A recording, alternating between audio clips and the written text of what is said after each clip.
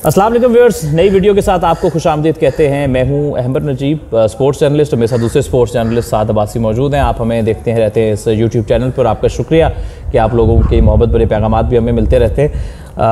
आज के जो मेन दो टॉपिक्स हैं, India versus Sri Lanka T20 series का कल से आगाज़ हो रहा है और फिर सेकेंड हाफ में हम पाकिस्तान वर्सेस न्यूजीलैंड दूसरे टेस्ट मैच के पहले दिन के हवाले से बात करेंगे।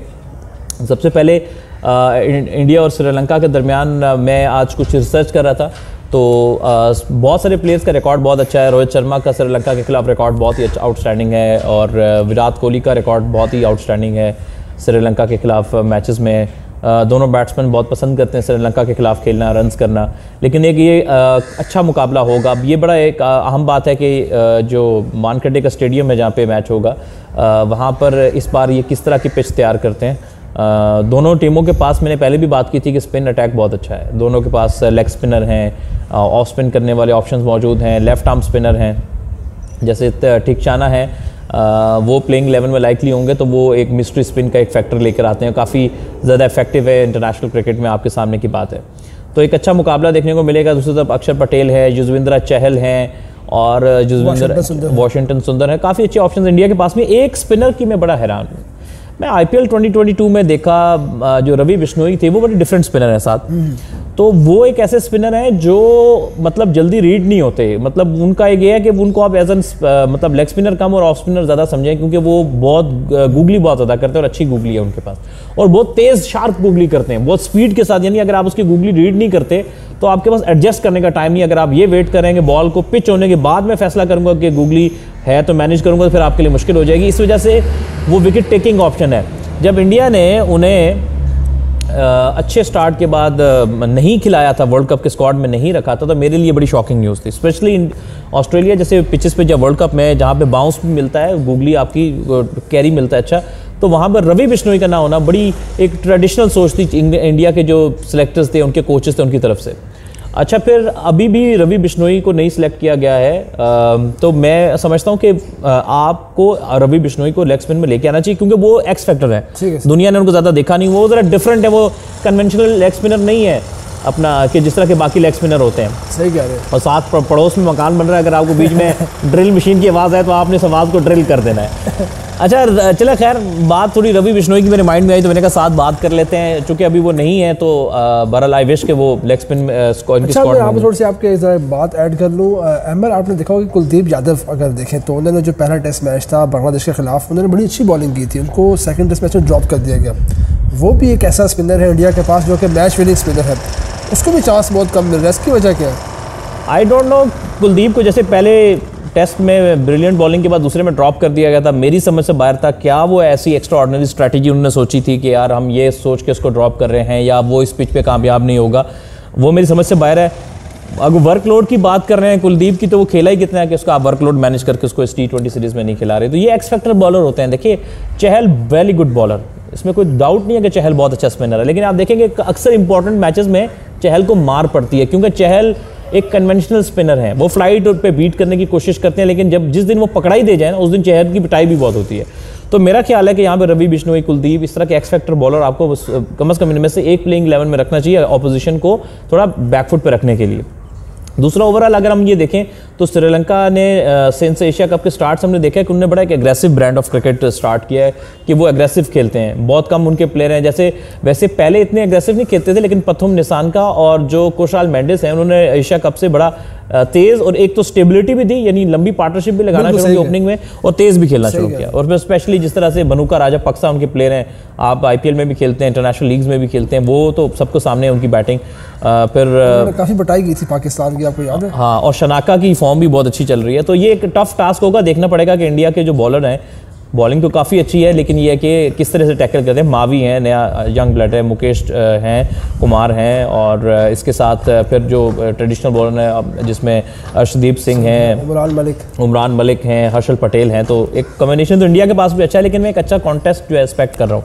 ये T20 मैच में बड़ा एक इम्पॉर्टेंट पॉइंट होगा कि हुडा, अगर दीपक हुडा जो हैं वो खेलते हैं तो वो किस नंबर पे खेलेंगे। इनके पास ऑप्शंस बहुत हैं, क्योंकि मेरा ये ख्याल है कि संजू सैमसन जो है ना, उनके लिए आइडियल नंबर तो 2 है, लेकिन चूंकि अब 2 नंबर सूर्य कुमार यादव उस पर बड़े रेगुलर बैटिंग करते हैं, तो अब 2 नंबर तो उनसे उनके होते हुए तो कोई नहीं ले सकेगा। अब पहले ये सिनेरियो था कि विराट कोहली 1 पे खेल रहे थे 1 डाउन पे, अभी सीरीज में 1 डाउन नहीं है। लेकिन आपने नोट किया होगा वर्ल्ड कप में दीपक हुडा नंबर 6 नंबर 7 पे बैटिंग करने आ रहे थे, लेकिन उनको इतनी बॉलें नहीं मिल रही थी स्कोर करने के लिए। आते थे, कोई अगर 1 ओवर रहता था 2 ओवर रह जाते थे, लेकिन बॉलिंग नहीं कर पा रहे थे, बैटिंग नहीं कर पा रहे थे। तो हमने देखा कि उन्होंने बॉलिंग अच्छी की है। तो दीपक हुडा को आप बिल्कुल ठीक कह रहे हैं कि अगर उनको मौका मिला तो उनको किस नंबर पे बहस इस वक्त साथ ये है कि नंबर 3 पे कौन खेलेगा। क्या ये राहुल त्रिपाठी को नंबर 3 पे मौका देंगे या ये गायकवाड़ को नंबर 3 पे मौका देंगे। शुभमान गिल के बारे में यही कहा जा रहा है कि उनका एक्सपेक्टेड है कि कल वो अपना T20 डेब्यू करेंगे और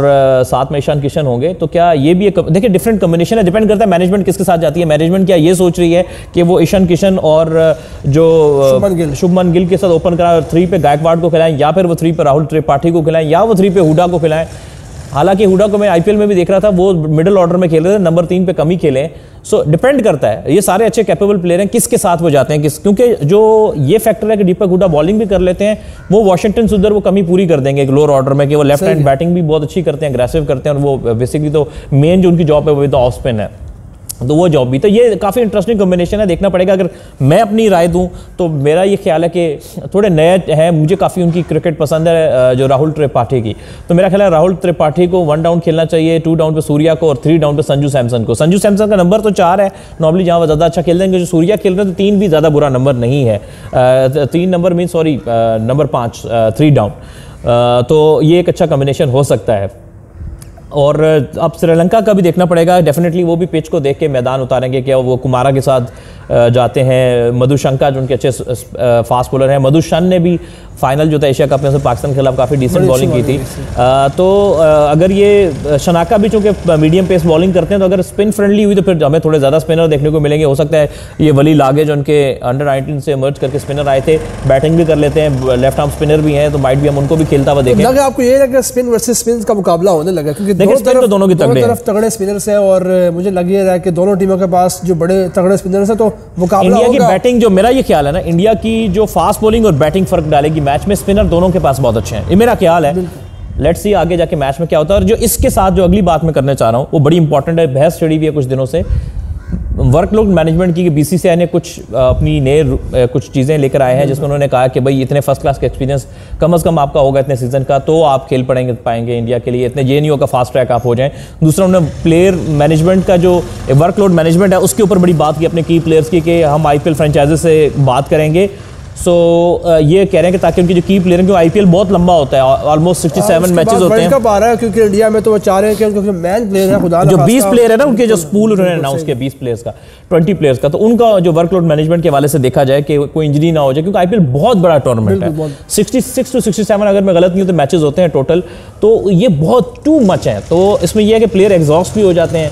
तो मेरा ये ख्याल है कि आईपीएल में अब आईपीएल देखें इतनी मैच्योर हो गई है, 2008 से हो रही है, कि अब ये स्टेज आ गई है। मैं ये समझता हूँ कि आईपीएल में अब जो वाकई जो है ना, जो बहुत ज़्यादा सीनियर प्लेयर हैं, उनके ऊपर एक रूल बन जाना चाहिए कि वो एक नंबर ऑफ मैचेस उनको दिए जाने चाहिए उनके वर्कलोड मैनेजमेंट करने के लिए, ताकि जो यंगस्टर है ना, यंग टैलेंट है, उसको ज़्यादा से ज़्यादा मौका दिया जा सके। क्योंकि बेसिकली ये जो लीग क्रिकेट होती है, इसमें रोहित शर्मा ने क्या सीखना है और विराट कोहली ने क्या सीखना है, जो कि इतने सालों से खेल रहे हैं। सीखने का मौका होता है, एक्सपोजर का मौका होता है यंगस्टर्स के लिए। अल्लाह ना करे कि आईपीएल खेलते हुए आपका कोहली इंजर या रोहित या कोई और बड़े इंपॉर्टेंट प्लेयर इंजर्ड हो जाए, तो सब टॉप ऑफ द लाइन तो आपकी नेशनल क्रिकेट होती है ना। ये आईपीएल या जो भी दुनिया का टूर्नामेंट होता है T20 का, वो बेसिकली इसीलिए होता है आपकी नेशनल टीम में अच्छा टैलेंट लेके आ जाए। तो मेरा ख्याल है कि रिस्क एनालिसिस भी करना चाहिए। दूसरी तरफ खबर ये आ रही है कि फ्रेंचाइजर्स ने इस बात को अभी तक वो उसको अच्छे से नहीं देख रहे हैं कि आप फ्रेंचाइज अपनी खुद कफील होती है, वो एटोनमस होती है इस मामले में। बिल्कुल अहमद, मैं ज़रा अभी वो शेड्यूल निकाला है कि इंडिया टीम 2023 में कहाँ खेलेगी। तो एक मतलब बड़े ज़्यादा मैचेस हैं इंडिया के पास। अब देखिए जैसे श्रीलंका की होम सीरीज़ जहाँ पे उसने 3 वनडे और 3 T20 मैचेस खेल लिए। उसके बाद उसने न्यूजीलैंड के साथ होम सीरीज़ खेल ली है, जहाँ पर उसने 3 T20 मैचेस और 3 वनडे मैचेस खेल लिए। उसके बाद उसने दोबारा होम सीरीज़ खेल ली ऑस्ट्रेलिया के खिलाफ, जहाँ पर वो 4 टेस्ट मैच खेलेगा, 3 वनडे मैच खेलेगा। उसके बाद वर्ल्ड टेस्ट चैंपियनशिप फाइनल भी है। उसके बाद फिर 2 test, 3 T20, 3 one day West Indies के खिलाफ उसने खेल लिए। उसके बाद एशिया कप आ रहा है, वनडे है दोबारा ऑस्ट्रेलिया के साथ होम सीरीज़ में, फिर वनडे वर्ल्ड कप आ रहा है। उसके बाद T20 है ऑस्ट्रेलिया में, दोबारा होम सीरीज़ है। उसके बाद 2 टेस्ट खेलने अफ्रीका के खिलाफ। तो अहमद एक देखिए इंडिया के साथ इंडिया की जो सीरीज़ है, काफ़ी जो साल आ रहा है, जो भी साल आ चुका है, इसमें इंडिया ने तो बहुत ज़्यादा क्रिकेट खेलनी है। ये बहुत ज़्यादा क्रिकेट खेलनी है, इसी तनाजुर में कह रहा हूँ कि वर्कलोड मैनेजमेंट बहुत इंपॉर्टेंट है। मेरा ख्याल है कि बीसीसीआई को फ्रेंचाइजीज को भी थोड़ा सा सपोर्ट करना चाहिए। मैं समझता हूँ कमर्शियल वैल्यू है, बहुत पैसा लगा होता है, लेकिन अगेन अगर कमर्शियल वैल्यू पैसे की भाग दौड़ में आप प्लेयर का नुकसान कर देंगे अगर अपने नेशनल टीम का, तो मेरा ख्याल है कि वो फिर जो इन्वेस्टमेंट जिस पॉइंट ऑफ व्यू से की जाती है वो इन्वेस्टमेंट का फायदा नहीं है। सो आई होप कि वर्कलोड मैनेजमेंट के हवाले से बात होगी। थोड़ा सा बात करते हैं पाकिस्तान के मैच के हवाले से। पहला सवाल मेरा है भाई, आज तो पिच पे घास भी था, विकेट क्यों नहीं गिर रही थी हमारे? जी ये बहुत अच्छा सवाल है, और ये इसको आज उरूज मुमताज साहिबा ने एक बड़ा अच्छा वर्ड यूज किया था जब लंच खत्म हुआ था। उन्होंने कहा था कि it's a pitch bluff. Bluff मतलब धोखा। धोखा ये होता है कि देखिए जो हमारे यहाँ आम लोग क्या धोखा खा जाते हैं कि जब पिच पे घास देखते हैं तो वो ये समझने लग जाते हैं कि अब तो घास, अब तो गेंद बहुत स्विंग सीम करेगा। ठीक है, ऐसा नहीं होता। घास भी बहुत तरह का होता है। एक होता है, मैं उसकी बहुत डिटेल में नहीं जाऊँगा, मैं सिंपल सी बात अल्फाज में समझा दूँ। एक होता है लाइवली ग्रास कहते हैं, और एक होता है डेड ग्रास। एक तो ये कि ग्रास के जो पैचेस थे बहुत ज़्यादा डेंस नहीं थे, हल्के थे, बहुत थोड़े थोड़े थे, और बिजनेस एरिया जहाँ पे गेंद पड़ना चाहिए वहाँ पे बहुत कम थे। दूसरी बात ये, जिस तरह बिल्कुल मूवमेंट नहीं मिली है, बहुत कम मूवमेंट मिली है, कोई ज़्यादा एक्स्ट्रा ऑर्डिनरी बाउंस भी नहीं था, तो उसका मकसद ये है कि ये डेड ग्रास है। जो डेड ग्रास होता है वो सिर्फ बॉल को थोड़ा कैरी कराने में हेल्प करता है, वो सीम या स्विंग तो खैर एयर में होती है, सीम कराने में इतनी हेल्प आउट नहीं करता है। तो पॉइंट इज दैट कि कराची का वेदर वैसे बहुत ड्राई होता है, तो वहाँ पर सर्दियाँ आती नहीं है, तो हवा में इतनी सपोर्ट नहीं होती कि स्विंग हो। और दूसरा ये कि पिच में वो घास उस तरह का लाइवली है नहीं कि उसे पड़ के गेंद ज़्यादा बाउंस कर जाए या ज़्यादा सीम मूवमेंट हो जाए उसमें, तो वो भी ऐसा नहीं है, डेड ग्रास है। तो इस ग्रास में हुआ क्या कि जो आपकी पहले गेंद थोड़ी पहले दिन पिच स्पिन हुई थी ना पहले मैच में, वो चूंकि आपने ऊपर घास छोड़ दिया है और वो डेड ग्रास छोड़ दिया तो स्पिन भी खत्म हो गई। एक चीज मैंने नोट की है कि अब बैट्समैन जहाँ खड़ा हुआ है ना, तो उसके आसपास ग्रास कम है, साइडों में ज्यादा है पिच की। मैंने पहले बात की कि बिजनेस एरिया में कम है घास। ठीक है, जो बिजनेस एरिया होता है वहां पर जो जहां पे प्लेइंग जो तीन स्टंप्स के बीच में जो होता है, जहां बैट्समैन को खेलना पड़ता है या स्टंप्स के पास, वहां पे घास होगा तो अगर कुछ मूवमेंट भी होगी तो वो बैट्समैन को तंग करेगी। लेकिन जहां पर आप दूर रखेंगे तो उसमें कोई फायदा नहीं है। दूसरी बात यह कि डेड ग्रास है, इसमें थोड़ा सा बॉल बेहतर कैरी होता है, उसके अलावा इसमें मूवमेंट नहीं होती, जो आपने देखी है कोई खास मूवमेंट नहीं मिली है। लेकिन यहाँ पे हम दाद देंगे लैथम और कॉनवे को, जिससे उन्होंने पार्टनरशिप लगाई, और देखिए उनको दाद तो देंगे साथ। बात यह है कि उनको आपने फेवर किया है ना। पहले दिन वैसे अगर नॉर्मल पिच होता है, जिस तरह पहले टेस्ट मैच में था, तो गेंद थोड़ा चिपचिपा होता है पिच मॉइस्चर की वजह से, तो गेंद थोड़ा फंस के आता है, टर्न भी ज्यादा होता है। आपने टर्न भी खत्म कर दी, मूवमेंट आपको डेड घास में मिलनी नहीं है, बॉल बल्ले पे अच्छा आना शुरू हो गया थोड़ा घास की वजह से। तो हुआ क्या, तो पिटाई कर रहे हैं इब्रार, तो पिटाई नहीं करेंगे तो और क्या करेंगे? बिल्कुल सही कह रहे हैं। टू पेस बाउंस नहीं है, जैसे पहले बीच में टू पेस था, बॉल बीच में पीछे रह जाता है। जब बैट्समैन को पता है कि पिच में पेस भी इतनी नहीं है, बल्ले पे अच्छे से गेंद आ रहा है और स्विंग सीम भी नहीं है, तो उसने खुल के फिर क्रिकेट खेलनी है ना। ये सारे वो फैक्टर्स थे जिसने बैटिंग को सपोर्ट किया। इनसे क्रेडिट नहीं ले रहा, बहुत अच्छे खेले लैथम, बहुत अच्छे खेले कॉनवे, लेकिन पॉइंट ये था कि ये इनको पिच मेकिंग नहीं आती। ये इन्होंने जानबूझ के लोगों को बेवकूफ बनाने के लिए घास दिखाया था। ये डेड ग्रास, अगर ये लाइवली पिच बनाना चाहते तो उसमें ये लाइवली ग्रास छोड़ते, टिप वाला घास छोड़ते, उसको टिप वाला घास कहते हैं।